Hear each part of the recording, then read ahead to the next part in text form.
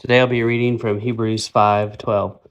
For though by this time you ought to be teachers, you have need again for someone to teach you the elementary principles of the oracles of God, and you've come to need milk, not solid food. For anyone who partakes only of milk is not accustomed to the word of righteousness, for he's a babe. But solid food is for the mature, who because of practice have their senses trained to discern good and evil. So right here, this word oracles. So look that up in the Strongs, and you'll see that it's logion, and that's the Greek word for it. It's Strong's G3052, which also could be translated to the law. So basically saying, so you got to remember that back in this day, when we read these things, they didn't have the New Testament scriptures. That didn't exist for them. It was the Torah. And then let's flip over to 2 Peter. And he says, Second Peter says, therefore, putting aside all malice and all guile and hypocrisy and envy and slander, like newborn babes, long for the pure milk of the word, that by it you may grow in respect and salvation. For you've tasted the kindness of the Lord.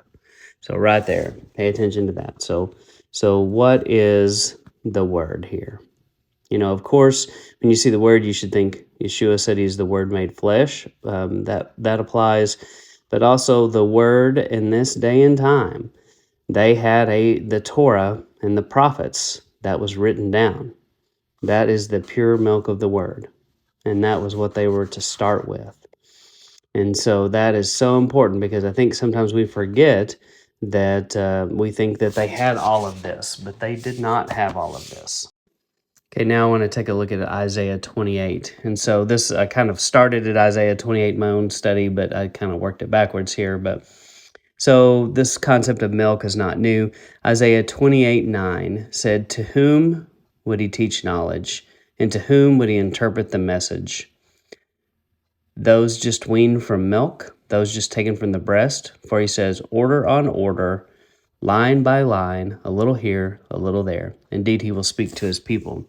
So right in here. So, you know, that you learn a little bit at a time, line upon line, but it starts with milk.